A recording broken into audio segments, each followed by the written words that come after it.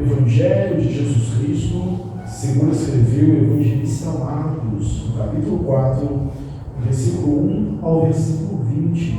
Aqueles que encontraram, por favor, vamos colocar de pé, em reverência à palavra de Deus. Lógico, aqueles que não tiverem entendimento para isso. Marcos 4.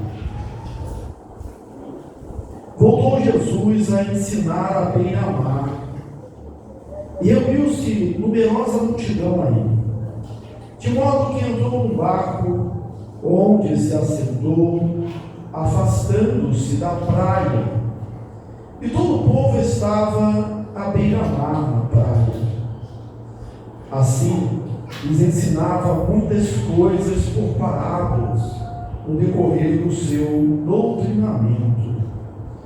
Ouvi, eis que saiu o semeador a semear, e ao semear, uma parte caiu à beira do caminho, e vieram as aves e a comeram. Outra caiu em solo rochoso, onde a terra era pouca, e logo nasceu, visto não ser profunda a terra. Saindo, porém, o sol a queimou, e porque não tinha raiz, secou-se. Outra parte caiu entre os espinhos, e os espinhos cresceram e a sufocaram, e não deu fruto. Outra, enfim, caiu em boa terra e deu fruto, que ficou e cresceu, produzindo a 30, a 60 e a 100. E acrescentou: quem tem ouvidos para ouvir, ouça. Quando Jesus ficou só, os que estavam junto dele, com os 12, o interrogaram a respeito das parábolas.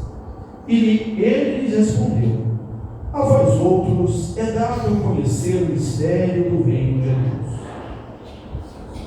mas aos de fora, tudo se ensina por meio de parábolas, para que vendo, vejam e não percebam, e ouvindo, ouçam e não entendam, para que não venham a converter-se e haja perdão para eles. Então lhes perguntou: não entendeis essa parábola? E como compreendereis todas as parábolas? O semeador semeia a palavra. São estes os da beira do caminho, onde a palavra é semeada, e enquanto a ouvem, logo vem Satanás e tira a palavra semeada neles. Semelhantemente, são estes os semeados em solo rochoso, os quais, ouvindo a palavra, logo a recebem com alegria. Mas eles não têm raiz em si mesmos, sendo antes de pouca duração, eles chegando à angústia ou perseguição por causa da palavra, logo se escandalizam. Os outros, os semeados entre os espinhos, são os que ouvem a palavra, mas os cuidados do mundo, a fascinação da riqueza e as demais ambições, concorrendo, sufocam a palavra, ficando ela infrutífera. Os que foram semeados em boa terra são aqueles que ouvem a palavra e a recebem, frutificando a 30, a 60 e a 100. Amém? Sentai-nos. Se alguém para desligar, por favor, os instaladores da frente. Obrigado. Nós estamos expondo aqui na igreja o Evangelho de Marcos, capítulo a capítulo. Essa já é uma prática nossa há muitos anos, de pegar o livro da Bíblia e pregar nele capítulo a capítulo. Pegamos sobre Mateus, agora estamos no Evangelho de Marcos, no capítulo de número 4, que trata de uma parábola bastante conhecida, a parábola do semeador. E a livro de introdução, Eu vou contar uma história para você que tem muito a ver com esta parábola, mas que usa elementos diferentes.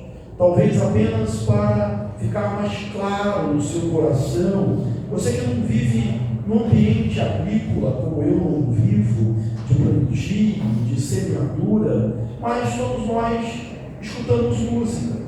Todos nós sabemos o que é a qualidade de som. Então imagine que você adquiriu uma música. Você comprou uma música muito bela. É uma qualidade excelente, algo fascinante. Imagine isso. E você está preparado para ouvi-la e se emocionar. Só que você usa essa música em 4 aparelhos diferentes. Você pega o primeiro e coloca no aparelho, e esse aparelho está com o alto-falante quebrado. E o que você tem? O que você experimenta? O que você vive? Você que comprou aquela música, por ser bela, por ser uma gravação de alta qualidade, você só tem frustração, não sai som algum. Aí você pega essa mesma música e vai para um segundo aparelho. É um aparelho celular, está velho, o som sai chiado, estourado, e você também não consegue se agradar. Você pega essa mesma música então e vai para um terceiro aparelho. Ele é um aparelho potente, ele é um aparelho forte, só que ele está numa feira livre, concorrendo com aquele burburinho das pessoas, aquele falatório e com outros sons ligados ao redor, e você não consegue também apreciar aquele som. Enfim, você pega essa música, a mesma música, e coloca num som de alta qualidade, um som profissional, numa sala revestida acusticamente, com uma acústica perfeita, sem barulho algum, e você consegue ouvir perfeitamente, apreciar a letra, a melodia, se deleitar naquilo que é de alta qualidade. Bem, você sabe, a música é a mesma, a gravação é a mesma. O problema nunca esteve na música, o problema estava nos aparelhos. O problema não está na semente, o problema está no solo. E nós precisamos sair daqui hoje sabendo discernir isso e saber que tipo de solo nós somos, saber que tipo de aparelho nós somos, de que tipo de receptor nós somos, e orarmos para que sejamos um bom receptor, sejamos um bom solo. Essa parábola, ela está nos 3 evangelhos sinóticos: Mateus, Marcos, Lucas e João. Mateus, Marcos e Lucas. Só não está no 4º evangelho, no evangelho de João. Nós estamos lendo e pregando aqui capítulo a capítulo. Você já percebeu que Jesus, como era de costume, ele começa o seu ministério pregando nas sinagogas, o lugar onde o povo judeu se reunia, o lugar natural, ortodoxo, próprio para a pregação da palavra. Mas nestas sinagogas, ele estava sendo agora rejeitado, ele havia sido expulso delas. A última cena que nós vimos Jesus na sinagoga foi a cura do homem da mão ressequida, que nós pregamos aqui na igreja. era uma armadilha para Jesus, para ver se ele curaria um homem num dia de sábado, e nós vimos que Jesus curou. Isso foi um escândalo para os fariseus, os escribas, que saíram dali com um projeto, com um plano de assassiná-lo. As sinagogas estavam, de certa forma, com as portas fechadas para Jesus. Ele não para de pregar, ele não para de ensinar, porque para isso ele veio, para anunciar o reino de Deus. E aí ele vai para o ar livre, ele vai para a praia, o lago, o mar de Genezaré, e faz de um barco o seu púlpito, pedindo para os pescadores afastarem esse barco, e prega. E agora, já que mudou o ambiente, ele prega por parábolas, porque ele precisa segurar, prender a atenção do seu público. A praia não é como a sinagoga, que as pessoas entram e ficam ali até o fim, as pessoas podem simplesmente passar. E é mais fácil nós gravarmos, entendermos aquilo que é concreto do que aquilo que é abstrato. E a história, a parábola faz isso, ela torna algo concreto, algo mais palpável. Não são verdades abstratas, são verdades agora que se personificam. Parábola não é como uma alegoria. Parábola é pôr lado a lado. É contar através de um fato cotidiano, do dia a dia, uma verdade celestial. A parábola ela não era elaborada, ela era contada no calor ali do encontro, da pregação, do ensino. É como se Jesus estivesse no local e olhasse ao redor. E o que eu estou vendo? Eu estou vendo um semeador. O que essas pessoas conhecem? Agricultura. E começa a falar de coisas que são claras para ele. Por que é necessário estabelecer essa diferença entre uma parábola e uma alegoria? Numa alegoria, cada detalhe pode ter uma mensagem. Cada detalhe pode simbolizar alguma coisa. Você que é cristão, conhece o best-seller do século XVII, o livro O Período de John Bunyan. Sim, aquela história é uma alegoria. A parábola não. A parábola, a gente precisa entender o que aqueles ouvintes primitivos, os primeiros recipientes da parábola, entenderam quando Jesus estava falando, para nos perdermos em detalhes. Existem verdades grandiosas, e aí são pregadas por essa parábola como uma comparação. No Antigo Testamento, a gente vê parábola também. Um exemplo da parábola no Antigo Testamento é a que foi contada por Natã ao rei Davi, por ocasião do seu adultério com Betseba. Você se lembra disso? Davi havia adulterado com Betseba. Para encobrir o seu adultério, ele havia forjado, planejado a morte do marido dela, a morte de Urias, um soldado fiel, um homem de Deus fiel, que foi entregue, deixado no campo de batalha para morrer, assassinado. E Davi, com isso, pensou que o seu pecado estava encoberto, porque ele havia adulterado, a mulher estava grávida, avisou, e o marido morreu. Ele agora assume a viúva fica grávida, todos têm um filho, o filho dele, ele ainda sai como um bom moço que assumiu uma viúva desamparada. Tudo estava resolvido. Só que Deus não deixa as coisas encobertas. O profeta Natã recebe isso de Deus e vai falar com o rei. Só que o rei é o rei. E o profeta não pode simplesmente chegar lá e apontar o dedo no rosto do rei e falar falar que ele está errado. E aí o profeta conta uma parábola. Eles veem. Tinha um homem que tinha uma ovelha.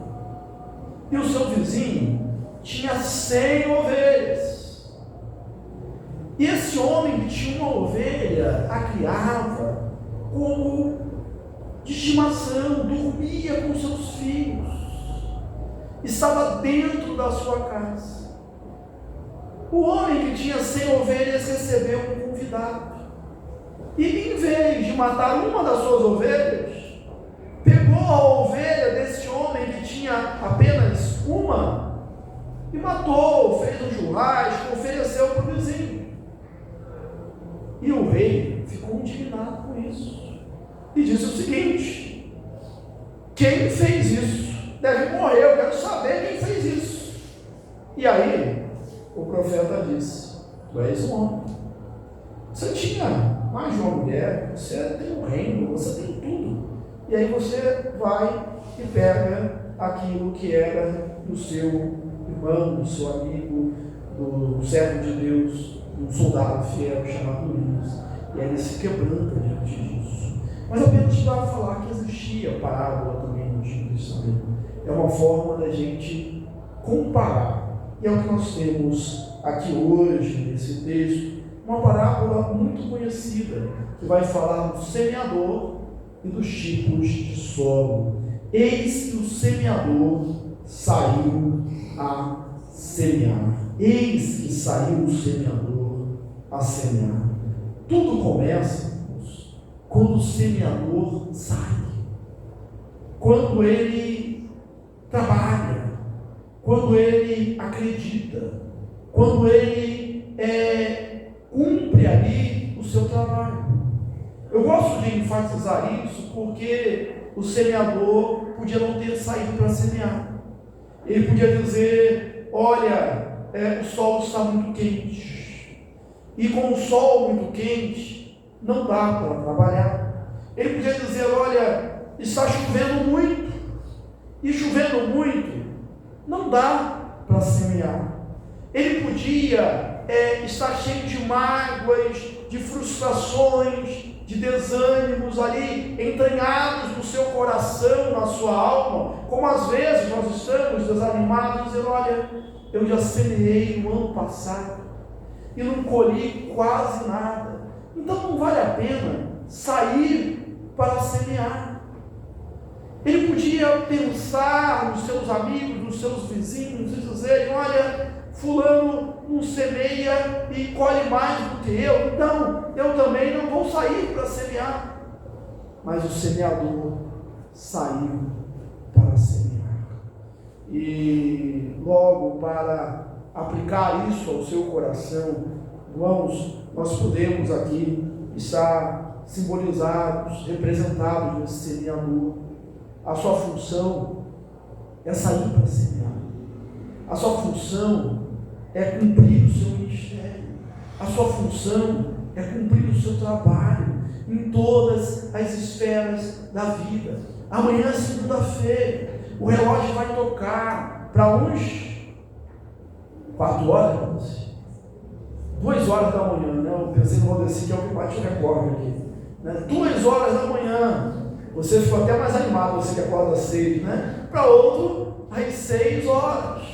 Mas ele vai tocar, e você vai ter que levantar, e vai sair para semear. Você não pode ficar olhando: olha, mas a vida está difícil, olha, eu não sou valorizado, e a idade está chegando, e as costas doem, o joelho dói, e acontece isso. Não, você vai levantar e vai semear. Lança a semente, porque só colhe quem semeia. E nós temos uma promessa. O apóstolo Paulo diz lá em Coríntios: aquele de Deus não se zomba, não se engane, não vos enganeis, de Deus não se zomba. Aquele que semear pouco vai colher pouco, aquele que semear muito vai colher muito. E nessa parábola nós vamos ver, grave bem no seu coração: vale a pena semear.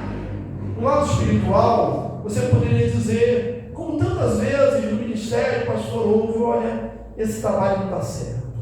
Não dá certo porque a gente já tentou. Não dá certo porque não dá fruto.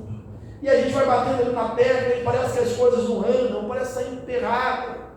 Olha, vale a pena semear. Vale a pena semear. E depois de falar do semeador e a semente, que a função do semeador, irmãos, não é produzir a semente, é lançada. Nós somos crentes, embaixadores do reino de Deus. A nossa função não é fabricar a palavra, não é pregar, como o apóstolo condenou, um outro evangelho, não é fazer nenhuma inovação, é lançar a semente que nós temos, que é a palavra de Deus. O dia que nós quisermos fazer outra coisa, nós não seremos mais servos, nós não seremos mais semeadores, nós teremos perdido o nosso propósito, pois a nossa função é semear. Lembrei aqui da primeira pergunta do breve catecismo de Westminster: qual o fim principal do homem? Glorificar a Deus e gozá-lo para sempre. Nunca devemos nos esquecer da nossa missão, do nosso trabalho. É este, faça-o. E agora nós vamos falar dos tipos de solo. E ao semear, uma parte caiu à beira do caminho, e vieram as aves e a comeram. Percebam logo de início que a semeadura, ela é abundante.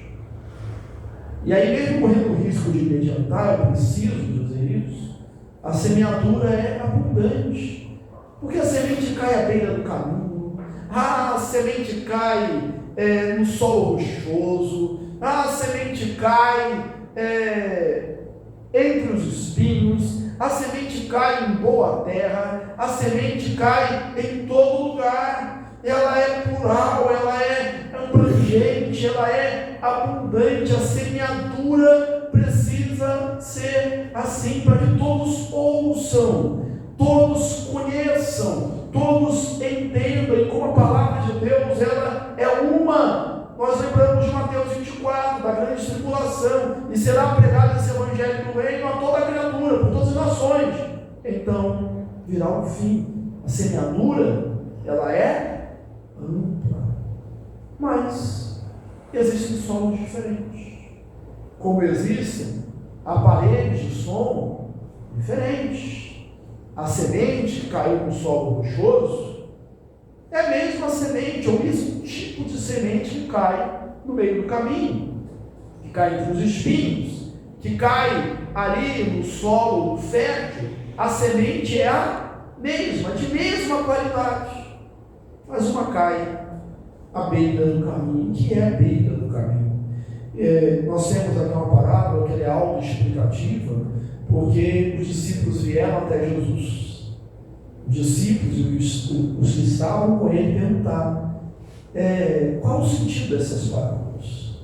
Explica-nos as parábolas. E Jesus conta aqui que a eles é dado conhecer o reino de Deus. Então a mensagem que nós estamos vendo é sobre o reino de Deus. E diz: olha, a eles as coisas faladas de maneira oculta. Mas em que sentido? Lembrando lá do profeta Isaías. Quando Isaías tem o seu chamado, Isaías capítulo 6, ele é chamado para pregar o evangelho. Ele diz que prega, eles não ouvirão, a palavra não vai produzir efeito, porque o coração do povo está endurecido. Endurece o coração deste povo. E eles não têm, por causa da dureza do coração. E Jesus explica a parábola aqui aos seus discípulos. Pensando naquela atividade agrícola, os campos na Palestina eram divididos por caminhos.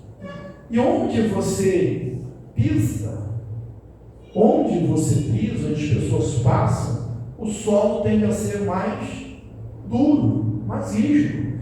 Você que faz trilha, ou que foi na roça, em algum lugar, tem aquele caminho ali no meio do mato, mas de tantas pessoas passarem por ali, vai criando uma trilha, o terreno vai ficando batido.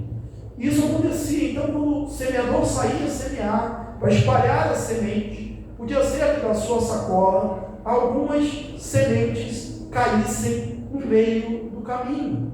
E essas sementes que caíam no meio do caminho, o solo era duro, um solo batido, a semente não penetrava, ela não entrava nesse solo, e aí as aves do céu vinham e comiam, ou seja, a semente não produzia o efeito, a semente não germinava, a semente não crescia, ela não se tornava aquilo que deveria ser. Por quê? Porque o solo era duro. E Jesus explicou isso. Olha, essa que cai no meio do caminho é aqueles que ouvem a palavra. E a primeira coisa que é ouvir a palavra. Aquele que tem ouvido para ouvir, ouça, diz esse texto. Lá em Apocalipse, por diversas vezes, nós vemos, olha, aquele que tem ouvido para ouvir, ouça o que o Espírito diz à igreja. E tem muita gente que ouve, mas não escuta. Ou escuta e não ouve. A palavra entra para o ouvido e sai pelo outro. Aqui a palavra é assim, a pessoa recebe, mas o coração está endurecido. Mas ela ouve, pastor. Mas o solo mais endurecido, irmãos, é aquele que é chamado de indiferença. Ele ou ela, a pessoa é indiferente à palavra. A palavra não produz frutos. E é uma coisa triste aqui. A semente é pisada pelos homens, porque elas estão na beira do caminho. E o diabo vem e rouba essa palavra. Como essa ave, ele tem pressa de roubar a palavra para que a palavra não produza frutos. Porque ele sabe, se a palavra germinar e produzir frutos, e der a 30, 60 e a 100 por um, a pessoa estará livre, a pessoa estará feliz, a pessoa estará rumo aos céus, prometido pelo Senhor Jesus, e ele tem a rapidez de arrebatar a palavra.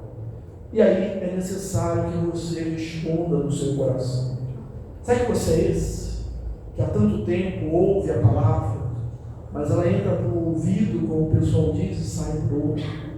Você não é inimigo do Evangelho, não é inimigo da igreja. Você é uma pessoa boa, uma pessoa educada, uma pessoa sensata, uma pessoa que tem boas ações, boas obras, mas você é indiferente. É indiferente porque essa palavra não produz nada no seu coração. Ela não cumpre o propósito. Porque o propósito da palavra é transformar, é mudar. Ela por vezes é descrita como uma espada. E em Efésios ela é descrita assim, como uma espada de dois gumes, ou seja, ela corta. E ela precisa cortar para dividir, penetrar. Em outro lugar ela é descrita como um martelo que esmiuça a penha, a pedra, precisa quebrar, ela precisa explodir, detonar tudo aquilo que sai errado em nós. Em outro lugar ela é descrita como algo que purifica, que lava, e precisa lavar os nossos pecados. Mas quando nós somos indiferentes, ela não produz nada no nosso coração. Mateus, no capítulo 7, ele conta ali a história dos dois fundamentos. E diz: a quem compararei? Aquele que ouve a palavra e pratica, ou aquele que ouve a palavra e não a pratica? Compararei ao homem prudente. Aquele que ouve a palavra e não pratica, compararei ao homem que foi e edificou a sua casa sobre areia. E essa casa sobre areia foi fácil de construir, construiu-se rápido, mas choveu, transbordaram os rios, sopraram os ventos, deram com ímpeto, com força contra aquela casa, e ela caiu. O relato é triste porque termina assim: e foi grande a sua ruína. É grande a ruína de quem ouve a palavra de Deus, mas não a pratica. A quem compararia aquele que ouve a palavra e pratica? Compararia o homem prudente que foi e edificou a sua casa sobre a rocha. E choveu, transbordaram os rios, bateu o vento, deu com ímpeto, com força contra aquela casa que não caiu, porque foi edificada sobre a rocha. Eu posso afirmar, deduzir, que a chuva pode ter sido a mesma, o vento, os rios que batem, a força do vento, todas as intempéries, todas as circunstâncias, todas as adversidades que vieram contra uma casa, vieram também contra a outra. O problema não estava nas adversidades, porque elas virão. O problema está no alicerce, está na base, na estrutura, e ela não caiu. Assim é aquele que ouve a palavra e pratica, mas aqui fica no meio do caminho, ela fica infrutífera. O segundo tipo de solo, lembra que nós temos 3 inimigos: o diabo, a carne e o mundo. E a gente vai ver isso aqui, nesses 3 solos que não produzem. O primeiro que vem arrebatar a palavra é o diabo. O segundo que vem aqui acabar com a palavra é a carne. A outra caiu em solo rochoso, onde a terra era pouca, e logo nasceu, visto não ser profunda a terra. A outra caiu, grupo de semente caíram numa terra rochosa, como era típico ali da Palestina. Arava-se, mas por baixo da terra, logo embaixo, estava a rocha. E onde tem pouca terra, a semente cresce rápido, mas com a mesma força, com a mesma velocidade que ela cresce, ela também morre, não tem permanência em si. É fácil lembrarmos daquela experiência que todos nós já fizemos na escola, né? O professor, bota aqui um feijãozinho aqui no algodão. Fez isso aí? Arrozinho, você põe lá no milho. Nasce com a maravilha nessa escola. Mas morre do mesmo jeito, rapidinho. Né? Morre, né? Isso frustra, porque não produz nada. É raso. Lembra-se, é raso. Não tem profundidade. Não tem raízes. E às vezes o cristianismo na nossa época está assim, tem quilômetros de extensão continental, como é o nosso país, grande parte evangélica, grande parte cristã, mas tem quilômetros de extensão, às vezes parece que tem centímetros de profundidade. É raso, não tem raiz. E o que acontece? Quando vem o sol, ela seca. Semelhantemente a esse, onde caiu um solo rochoso, os quais ouvindo a palavra logo recebem com alegria, mas elas não têm raiz em si mesmas, sendo de pouca duração, e chegando a angústia ou a perseguição por causa da palavra, logo se escandaliza.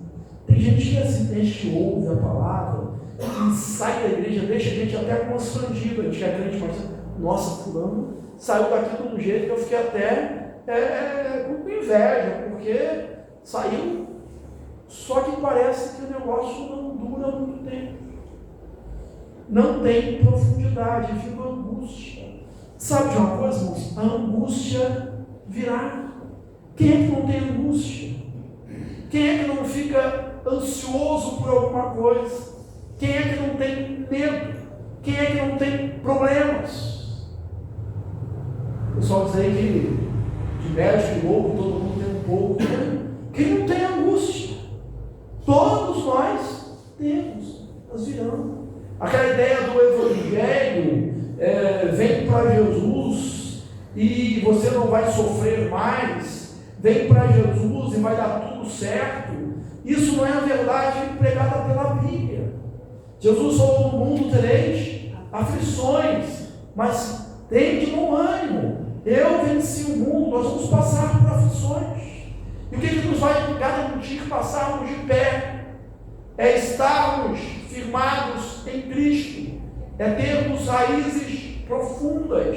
Aqui em cima está balançando para todo lado, mas lá embaixo a raiz está fincada. Aqui em cima não tem chuva, aqui em cima está sol, aqui em cima estamos sendo castigados, mas lá embaixo a raiz está na fonte de corrente de água da vida, como é descrito pelo salmista no Salmo 1. A sua folhagem não murcha, porque ele está bem firmado em Cristo Jesus. Porque as aflições, elas virão, as angústias, elas acontecerão. Você lembra do que o apóstolo Paulo escreveu aos Romanos, no capítulo 8? Ele diz assim, lá no final já do capítulo: que retiremos nós à vista dessas coisas? Se Deus é por nós, quem será contra nós? Que nos separará do amor de Cristo? Se a tribulação, angústia, perseguição, fome, perigo, nudez, espada, como está escrito: por amor de ti somos entregues à morte o dia todo, fomos considerados como ovelha para o matador. Em todas essas coisas, porém, somos mais do que vencedores por meio daquele que nos amou, porque estou bem certo que nem morte, nem vida, nem anjos, nem principados, nem coisas do presente, nem do porvir, nem altura, nem profundidade, nem qualquer outra criatura poderá separar-nos do amor de Cristo, do amor de Deus que está em Cristo Jesus, nosso Senhor. Isso é ter raiz profunda. Nós temos para a glória de Deus. Por tantas e tantas vezes vemos crentes sofrendo, mas eles estão fortes, porque lá embaixo estão sendo nutridos. O apóstolo, escritor aos Romanos, escritor aos Hebreus, ele fala da fé como a âncora da alma, ao qual temos firme e forte. A âncora, você conhece, está lá no barco, você joga, e aquela âncora permite que o barco fique ali, naquela proximidade. Pode ventar, pode chover, pode a onda jogar para um lado, para o outro, ele está fincado ali, firme por causa da âncora. A nossa âncora, ela vai contra a gravidade, né? A nossa fé, a gente joga ela que ela sobe e garra lá no céu. Aí aqui embaixo a gente é jogado para um lado e para o outro, mas a gente está firme, porque a nossa âncora está lá. E aí nós nos movemos firmes, como os montes de Sião. Os que confiam no Senhor são como o monte Sião, não se abalam, firme para si. Mas tem gente que ouve a palavra e vem aí as dificuldades, as perseguições, as angústias, e logo ela se esquece, porque não tem profundidade. A terceiro tipo de solo é aquele que caiu entre os espinhos e ele cresceu. Quem trabalha no campo, ou você deve ter um jardim em casa, sempre tem que tirar ali as ervas daninhas, né? Sempre tem que estar limpando, né? Esses espinheiros, cardos, abrolhos, como foi dito lá em Gênesis, como maldição por causa do pecado dos pais, isso aí você não precisa plantar, né? Você não precisa plantar, porque isso nasce naturalmente, né? No chão, você vem ver, vai lá ver a plantação de mato que eu tenho lá em casa. Ninguém precisa chamar para ver, né? Uma plantação de mato lá, bonita, bem pintada, não precisa. Mas se você tem um jardim, uma plantação, tem que cuidar. E na Palestina, por exemplo, aravam a terra e não iam fundo, parecia que estava tudo bem, mas a erva daninha, os espinheiros, eles tinham raízes profundas e estavam lá e cresciam sugando toda a umidade, todos os nutrientes do solo e cresciam mais rápido do que a semente e logo sufocavam a semente. Aqui é o mundo. Os cuidados do mundo não deixam ela produzir, não deixam ela ser frutífera. A tentação das riquezas. A riqueza não é um problema, o problema é o amor ao dinheiro, né? Os cuidados do mundo. As amizades não são problemas, são quando nos tiram da presença de Deus. Mas todas essas coisas vão sufocando a palavra.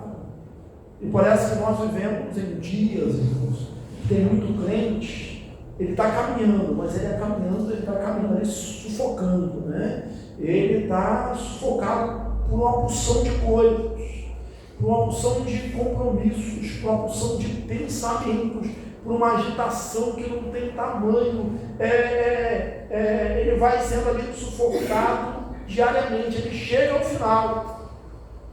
Por tempo comentei que o pessoal estou tentando correr, aumentar a velocidade, eu até chego, né? Mas eu chego lá quase morrendo. Você chega ali sufocado. E quem está acostumado chega tranquilão, né? Inteiro. Mas a gente vive uma geração, principalmente, estão assim, sufocados, o caminhão, mas estão ofegantes, né? Esse é um tipo de solo. Mas nós somos semeadores, vamos semeando. Aí você diz, pastor, mas eu preguei uma vez, aí não deu certo. Eu falei com fulano terceira vez e não deu certo. E já falei de outra forma, mas também não funcionou. Vai lançando a semente. Pensa nesses solos. O Senhor Jesus nos dá aqui um vislumbre da realidade. Ele é o Senhor. Ele está falando do próprio ministério. Se com Ele é assim, e imagine conosco. Então prega a palavra, continue a palavra. Porque a maioria delas, a maioria das sementes cairão em solos inapropriados. Muitas das sementes cairão no meio do caminho. E a gente vai ter a frustração de ver as árvores se comendo de maneira instantânea. Outras vão nos fazer até sofrer mais. Que a gente vai ver, opa, aqui está dando fruto, aqui o negócio cresceu, eu estou vendo aqui que vai dar certo, de repente murcha, seca. Outras começam também a se desenvolver, daqui a pouco são sufocadas pelos cuidados do mundo. Então isso é para não deixar que nós, como crentes, fiquemos frustrados. Vamos continuar pregando o Evangelho. Sabemos que a maioria das sementes cai em solo frutífero. Mas enfim, olha o versículo 8. Outra, enfim, até que enfim, finalmente, uma semente caiu em boa terra e deu bom fruto, e produziu a 30, a 60 e a 100 por um. Se você observar na explicação da parábola que Jesus dá, a que Jesus menos explica é esta semente, porque ela seguiu o seu curso natural, ela cumpriu o seu papel, ela deu frutos. E no começo eu estava dizendo que aqui nós temos uma mensagem de esperança para a igreja que trabalha, para a igreja que evangeliza, para a igreja que prega. Enfim, uma caiu em boa terra. Houve um pregador, descrito por William Barker no seu comentário. Ele conta que um pregador, um evangelista, diz o seguinte: olha, a gente precisa fazer 5% de esforço para fazer com que a pessoa entre para a igreja, e a gente precisa fazer depois 95% para que ela não saia da igreja. E essa é a nossa experiência, a experiência de tantas outras igrejas. As pessoas vêm, convertem, a gente se anima e fala, agora vai, daqui a pouco sumiu, cadê? E às vezes não tem nenhuma explicação. É o que acontece, é o que Jesus disse, é o meio do caminho, é o solo duro, indiferente, o solo rochoso, é falta de profundidade, falta de raiz. Irmãos, nós não temos condição de saber da profundidade de ninguém. Por isso que às vezes a gente se ilude, a gente pensa, olha, tá bom, mas a gente vê só as folhas.